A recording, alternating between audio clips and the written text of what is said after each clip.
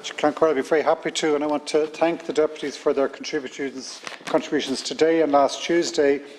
As deputies have raised throughout this debate, this is a significant significant financial pressure on households and businesses as a result of continued high energy prices.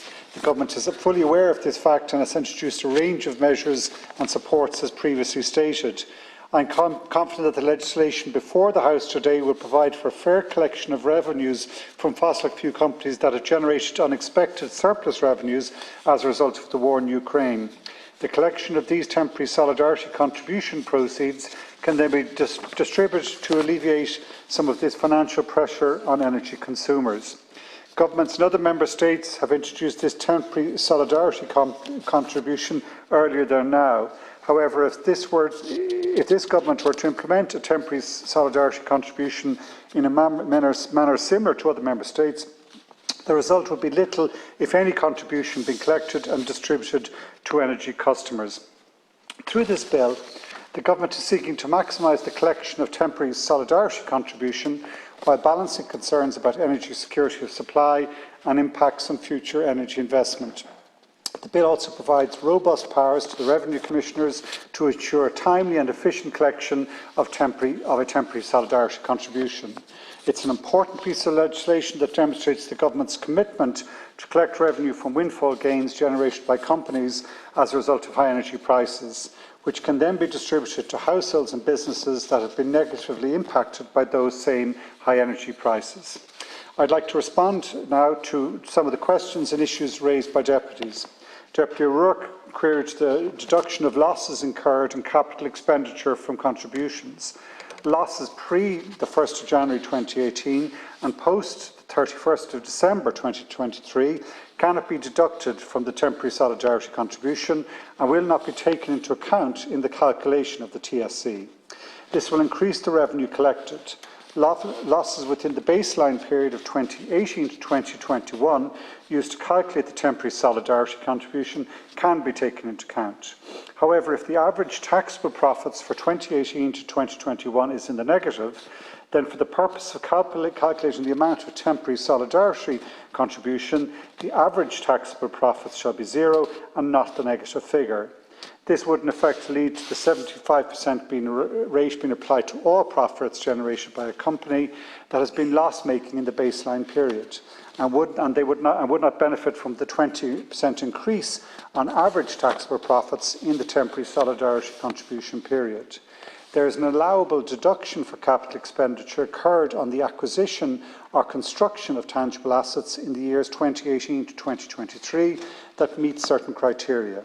This deduction is proposed as a measure to address concerns of impacts on energy security of supply and investment in capital works.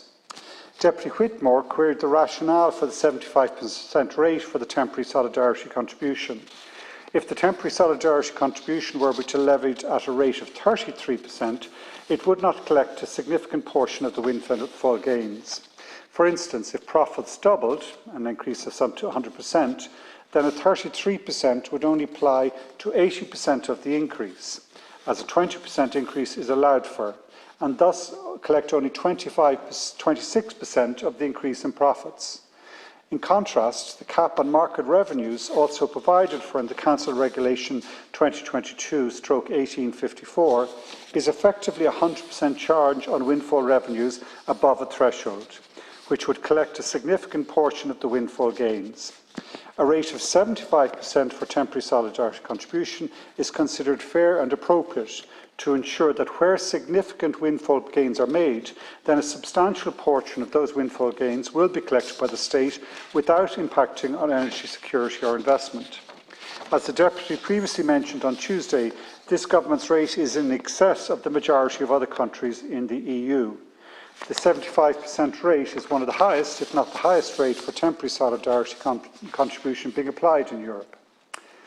I wanted to address a couple of other points raised by deputies. I understand Deputy Tobin had raised an separate issue regarding my own invitation, otherwise to Tara Mines, and I'd just like to reassure him I never at any stage refused an application. In fact, I was due to visit the mines prior to the closure, and I will work with my colleagues across government to make sure that we see them back in production as soon as we can. I think there were also questions raised as to when the allocated revenues would be redistributed, and I expect that that's something we'll be able to achieve in the autumn period once we've seen how some of the first revenue period is collected. Deputies raised also a question as to why that there were two separate bills. We're dealing with the solidarity contribution here, and in the early autumn we'll be dealing with the market cap legislation. The honest response is that because they were very complex pieces of legislation, to deliver them in a timely manner, it was decided to introduce this bill first to deal with the solidarity contribution and then follow with the publication of the second bill, I expect before the summer recess, and I look forward to be able to introduce it in the House in the autumn. They are very separate and distinct in their effect, and I don't think it takes from one that the other comes or that they come in separate timeframes. The deputies also raised concerns about the energy market, both at the European and national level. They set out the need for reform and the resourcing of the Commission for Regulation of Utilities. This bill is not the legislative vehicle to address those concerns. However, I understand such concerns. I am aware that the European Commission has recently published a proposal to revise the rules for the electricity market design.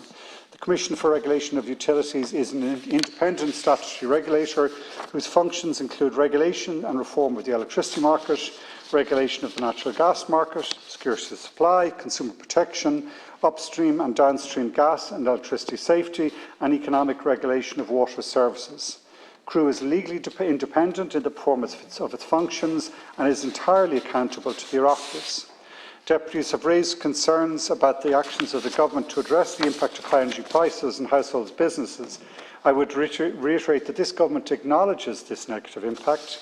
In recognition of this, a €2.4 billion package of supports during 2022 and an additional package of one-off measures worth some €2.5 billion in budget 2023 have been introduced. In February, the Government announced a €1.2 billion package to help families, businesses, pensioners, carers and people with disabilities. There is a simplified application process for the Temporary Business Energy Support Scheme, and the level of relief has been increased to 50% of the cost of the eligible energy bills. Between the first and second electricity benefit schemes, over 2.1 million households will have automatically received €800 of income support through their electricity bill at a total cost of €1.59 billion between Q2 last year and Q2 this year. In 2023, a total of €235 million will be spent on SEAI dedicated energy poverty schemes and local authority retrofits, and this funding will target some 6,000 free upgrades under the Warmer Home schemes and a further 2,400 B2 retrofits of local authority homes next year. In conclusion, the bill before the House seeks to maximise the collection of temporary solidarity contribution from windfall gains made from fossil fuel production and refining activities, while balancing energy security and investment concerns. The current estimate proceeds, which are from some 200 to 450 million, must be distributed in accordance with the Council regulation. The Cross-Departmental Energy Poverty Steering Group will be consulted on the distribution of proceeds, and the specific nature of this distribution measures will be agreed by the Government in the context of Budget 2024. I want to acknowledge the significant work of the Attorney-General, his officials and officials in the Revenue Legislation Services who worked with my department to draft this important legislation. I would also like to thank the members of the Joint Committee on Environment and Climate Action for their work on the pre-legislative scrutiny of the general scheme of the energy windfall gains in the energy sector bill. I want to thank the deputies for their interest and look forward to discussing the bill in further detail at committee stage. I commend the bill to the House. Thank you very much, Minister. That concludes our second stage discussion, therefore, on the